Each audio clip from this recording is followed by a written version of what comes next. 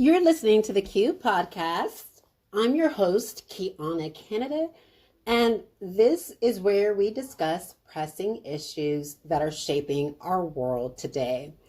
In today's episode, I want to talk about my experience with transnational repression, but long distance threats, and how this has affected my ability to continue my education. So when I filed my second asylum claim, I had decided that I wanted to enroll in university online because, of course, my first asylum application had already been rejected because that jurisdiction had decided that the United States was a safe country, and therefore I didn't receive a convention refugee status. And at that point, I had already knew that it was in my best interest, and that I felt it would that I would be safer if I fled again the United States and filed asylum in another country. So that's exactly what I did. But during this process, I said, you know what, Kiana, you want to study and you want to study law, so don't put your education on hold, enroll online, and in case you can't attend, because I know that what I know is that the United States has diplomatic relations in most countries, and that relationship can affect my asylum application. These days, countries are not following the convention refugee, the 1951 convention on the status relating to refugees. They're not following that. They are actually relying on their diplomatic relations to make decisions on asylum applications. And because I knew that, what I decided to do was, I said, you know what, Kiana, just enroll in university online. And, if you're stuck in another country and you're unable to go to school, or you're unable to get your status, at least like you didn't waste time. And so that's what I did. But I realized early on, or actually I realized that something was not quite right about what I was experiencing in the Republic of Ireland. For example, I would see on my laptop the CSS panel open up, and so the inspect element panel, I would see that open up without my instigation, and I would see the CSS and the HTML being edited right before me. And at first this was quite daunting. I was like, oh my God, like what's happening? Like, what is this? Like, what's going on? And what I also saw was that my webcam would turn on without my instigation, and that certain documents and things were missing from my computer. Nothing that I feel, they can actually put that public. It doesn't, I actually put some of those documents that were missing from my laptop, I actually publicized that on my blog. And at this moment, I thought, somebody is getting into my account, and I'm not really sure who is doing it, because of course, if you are just an ordinary citizen like I am, you don't know like who's behind the laptop that is, getting into your devices. This is a very clandestine practice. So when this was happening, what I did was I reported it to the Kensal Road manager at the time. Her name was Brita King, or excuse me, her name was Brita Short. And I reported it to her. So her full name was Brita Keene. And I reported it to her, and she wrote me a disciplinary notice. Like, that's quite odd. I'm reporting something. I'm telling her I feel like that there is cyber espionage and that this is not only affecting my safety, but the safety of other asylum seekers. And I received a disciplinary notice, and which I found to be quite odd. But luckily, in that situation, what I did was I recorded the encounter. So she made an allegation that just wasn't true, and I actually had the recording to show, listen, this is exactly what I said, this is how I said it, and that disciplinary notice was rescinded. But this cyber espionage, this cyber harassment, this cyber crime would continue months and months and months and months and months, and no one would do anything about it. And it would be several months later that I would come to understand that I was involved and encapsulated in a practice known as transnational repression.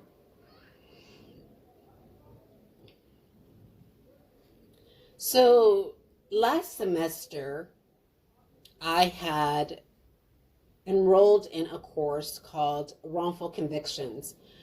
And somebody actually dropped that course. Now, I 100%, God is my witness, the universe is my witness, will strike me down if I'm lying about this. Someone dropped that course and received a refund for it.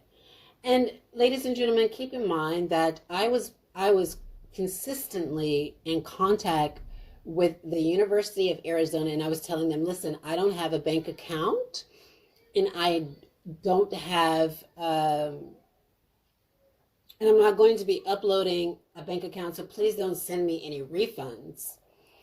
And put this on my account that no refunds are to come to me, that they're supposed to stay to the school or to be sent to the Department of Education. And they were like, okay, we'll do that, allegedly. And they didn't do that. And I still believe that somebody got into my Bursar's account and took funds from my account. Now, there's three things that could have happened. One, they took funds from my account and or hid the funds where I couldn't see them, or they returned the funds. I don't know, but what I know is that I didn't have access to the funds, and also I did not drop my course. Someone got into my account and dropped the wrongful conviction course. And so, you know what, ladies and gentlemen, I didn't really think too much about that. I was like, okay, I'm not going to elaborate on this. I'm not going to harp on it. I'm just going to enroll in two other courses, because I could not re-enroll in that wrongful conviction course. So what I did was I actually, what I decided to do was, okay, I took elder law and administrative law. So I enrolled in these two courses. And during the first week, what I noticed was that I had assignments that would appear, and so I would read the assignments, I would download the assignments, and then I would work on the assignments. So when I went to upload the assignment, oftentimes what I do is I double check, okay, was everything correct? Like, did I make sure that I had this assignment correct? Let me read the instructions again. Okay, yeah, I did it correctly.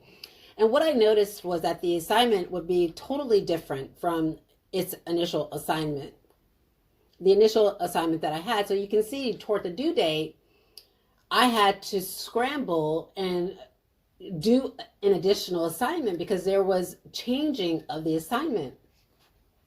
And at this point, I had already learned that this was cognitive hacking. So basically, what cognitive hacking is designed to affect people's behaviors in a way that serves the attacker's purpose. So what the attacker, the insurgents who were hacking into my account, what they wanted me to do was to continue to complain about this. And then the administrators and the professors would be like, no, this has always been the assignment. So it could make it look like that I'm losing my mind, and that and it was a way to try and undermine me and to undermine me as an epistemic subject. And ladies and gentlemen, instead of being undermined and instead of going through this whole game that these insurgents wanted to play, I wasn't going to play this game of, me, busting my butt and doing my assignments and really getting the assignment right, only to upload the assignment and then check back and the assignment changed. And ladies and gentlemen, I wasn't going to go through that. So I decided, you know what, Kiana, it's best that you just cut your ties with the United States 100%. Don't even accept the Department of Education's funding for your education. Cut your ties by not actually, that was the only, other than my family, that was the only thing that was tying me to the U.S. government, was my being enrolled in an American university. And again, every time I complained about funds missing from my account, it would be this, this whole ordeal that, well, maybe you didn't look, it was a practice that was being put into place to try and undermine me as an epistemic subject. So again, like I said, because I understood at this point that this was a practice of transnational repression, I just decided, you know what, Kiana, cut ties with the United States. And now when you're in a different country, just attend university in person. That way that there is no manipulation of your assignments. There's no manipulation of your funding, because you're in person, you're doing everything in person. And, that's the beauty, ladies and gentlemen, about, being face-to-face and having face-to-face encounters and interactions, is because cyber hackers and insurgents, they can't hack a face-to-face encounter. They can't hack, when you're going to your university and being able to turn in the funds yourself, or they can't hack the process of you actually having interactions with your professors and being able to turn in your hand deliver your assignments to your professors. They can't hack that. They can only manipulate what is being seen online and remove assignments and do away with that. So I said, you know what? Enough of that.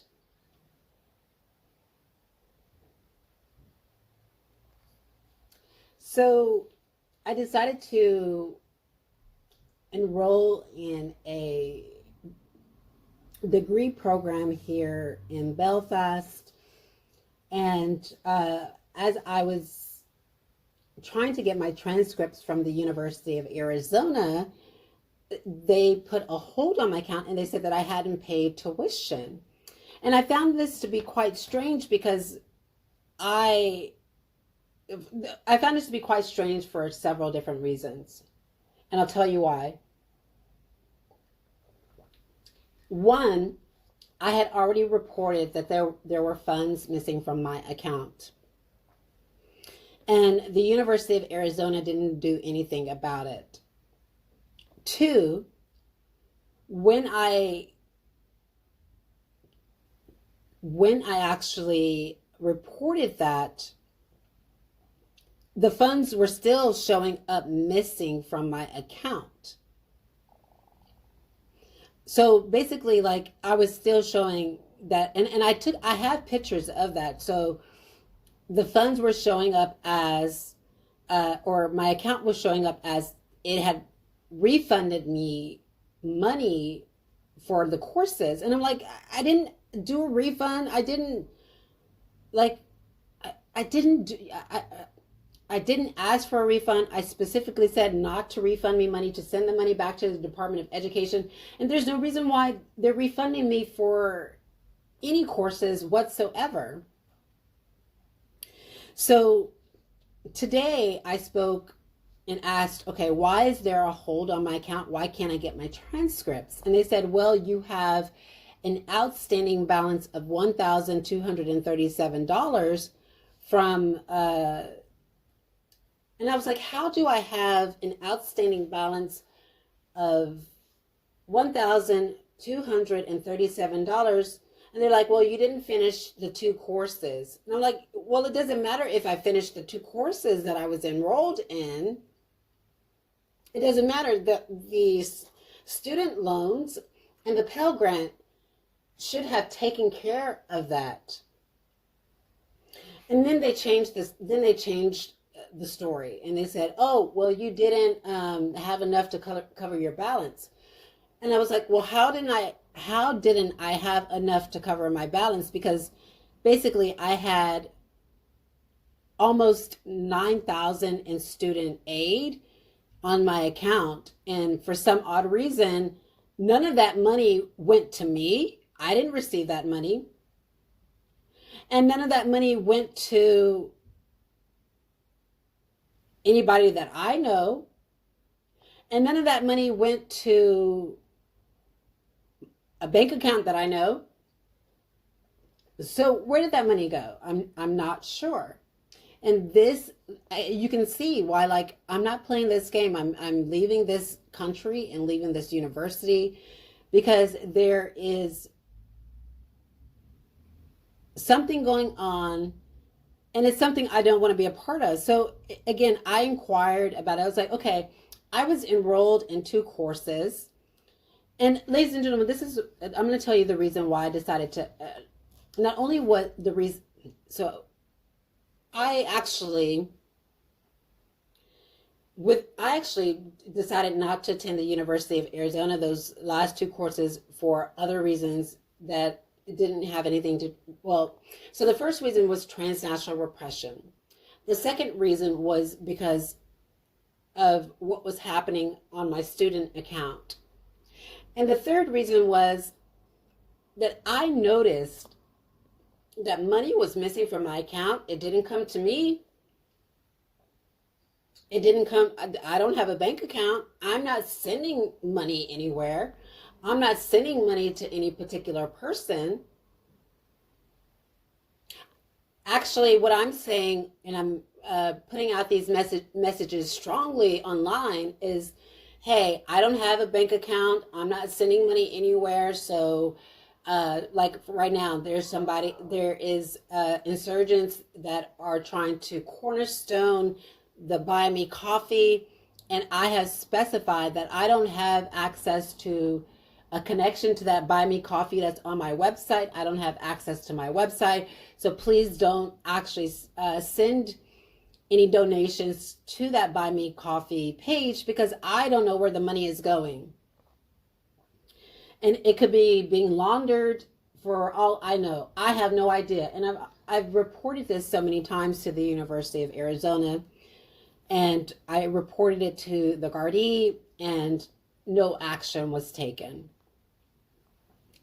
So they said, this is what they told me today. They said, well, you received a refund of $1,681.87. And that money went to Kenzel Road Accommodation Center. And I was like, well, why would that money go to Kenzel Road Accommodation Center if I'm enrolled in 2 courses? So if I'm enrolled in 2 courses, there's no reason why I would receive a refund for that money. That money is supposed to cover the 2 courses. And I was like, okay, so tell me, if that money went to Kenzel Road Accommodation Center, it didn't come to me, who actually cashed the check? Who cashed the check? Because you're not going to see me anywhere cashing a $1,681.87 check from the University of Arizona in October 2023. So they said, well, no one cashed it. It actually was, it's showing that like it hasn't been cashed.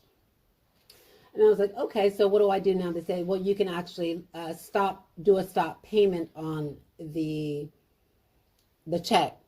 I'm like, well, can you do the stop payment like over the phone? And they're like, no, you have to log in into your account and do stop payment. No, they said you have to log into the Bursar's account and do stop payment. So I said, well, I don't have access to my student account. And they were like, well, you don't need to access your student account. You can just log in through our website. So I went to the page, and sure enough, I had to access my student account. And I was like, okay, so it's telling me to log in to UAccess. I don't have access to UAccess right now. And they said, okay, well, you can log into UAccess. I said, but I don't have the Duo on my phone right now. And they said, okay, well, you don't have to log in through Duo. They're showing us that you can log in without going through Duo. And I tried to log in, and sure enough, I had to go through Duo. So basically what I did was I contacted the cybersecurity at the University of Arizona, and I said, listen, I'm trying to get back into this account so I can do a stop payment on a check that's floating around somewhere, and so I can get my transcripts. Can you help me? So basically they helped me to get into, allegedly, helped me get into my account, because, you know, we don't know exactly who I was talking to on the phone. But at any rate, whoever I was talking to helped me get back into my account. I downloaded Duo, and then I did a stop payment on that check so I can get my transcripts, because of course that money would go to that remaining balance. And I told them, look, don't send this money to me, because like I'm cutting my ways with the Department of Education in the United States. And so what I did, ladies and gentlemen, this time, instead of going through this with them, I put refund in person. Now, if that changes from this point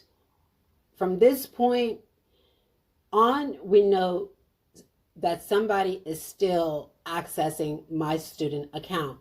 Because what I did was I selected the option to receive the refund in person. What that means is that I would have to go to the University of Arizona. Me, Kiana, Canada, would have to actually show up at the University of Arizona and pick up the refund myself.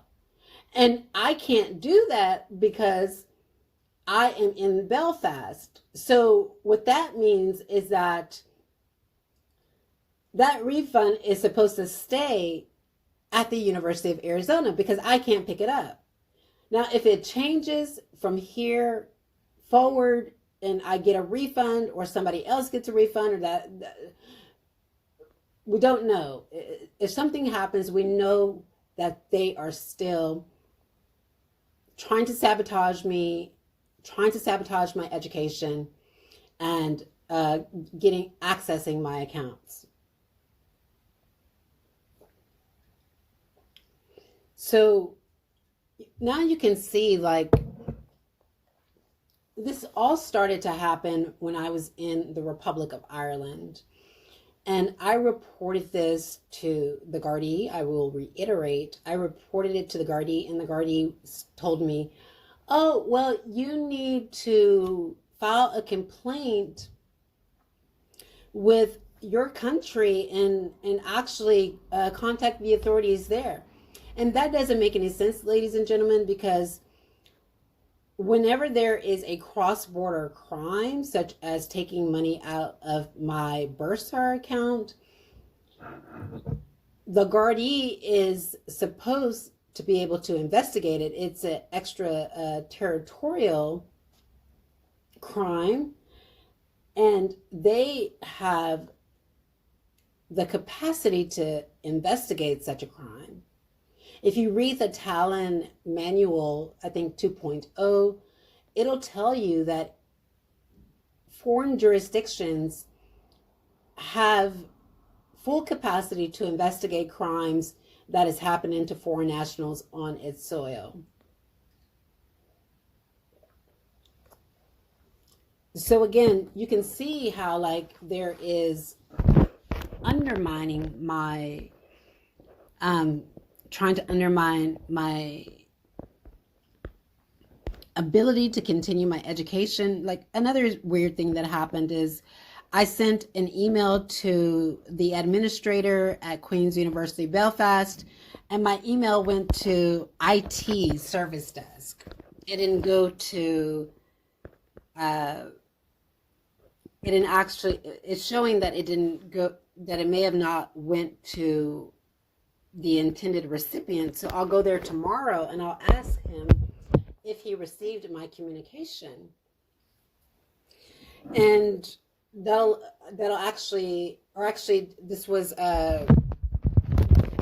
going to not Belfast, but I was trying to get my transcript from the Republic of Ireland, and it went to an IT desk. So this could be the Republic of Ireland, Insurgents, on behalf of the Republic of Ireland and on the behalf of the United States, trying to prevent me from being able to excel in my education by stopping my communications. And what I'll do is I'll go to this person tomorrow, and I'll ask them to actually send a communication for me. If they could do that, I'll show them what happened, and hopefully they'll be able to help me. But this is indicative of transnational repression, where governments are violating you have a right to education. And when governments interfere with your right to education, it's a human right.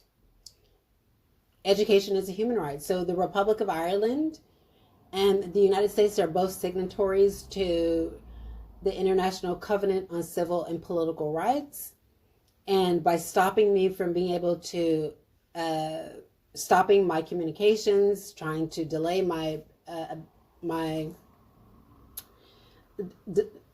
delaying my application and delaying the process by sending my communications elsewhere and stopping my communications from being sent to its intended recipient, we can see how my rights are being eviscerated and violated every day by these two countries.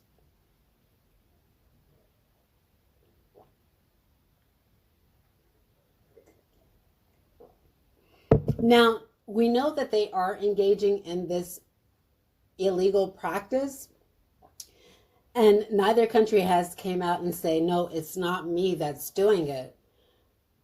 And even if they came out and said it's not them that's doing it, again, what I did was I asked for them to conduct an investigation into what's happening, and that hasn't been done. And we know that whenever a person complains about a crime being committed against them, there's supposed to be a thorough and effective investigation. And that is not happening. So what I'm going to do is I am going to, excuse me, wait this out a little bit and see how. First, the thing that I'm going to see is if that stop payment on that check has been processed effectively. The second thing I'm going to do is to see if I can get my transcripts. And then the third thing I'm going to do is to contact my administrator to see if they received my communications. Now, if there has been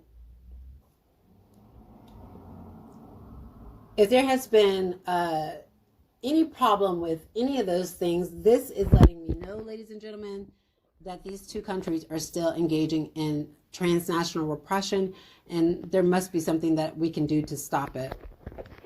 So this has been an episode of the Q podcast. In this episode, I talked about my I talked about my country engaging in transnational repression and possibly stopping me from being able to experience an education in a foreign nation. And not only do I feel that my country is involved in this, I feel like the Republic of Ireland is complicit. So it's either the Republic of Ireland is doing this and the US is complicit, or the US is doing it and the Republic of Ireland is complicit. But since transnational repression often involves the country of origin engaging in this practice, I'm inclined to say that the United States is engaging in this practice and the Republic of Ireland is covering it up. So I'll keep you updated on this particular topic. I'm going to do a series about this where I'm constantly updating you on what's happening with this. So remember to keep questioning, continue to share your voice, amplify the voices of the marginalized, don't hold anything back, engage in peaceful protest. Be safe out there. Until next time.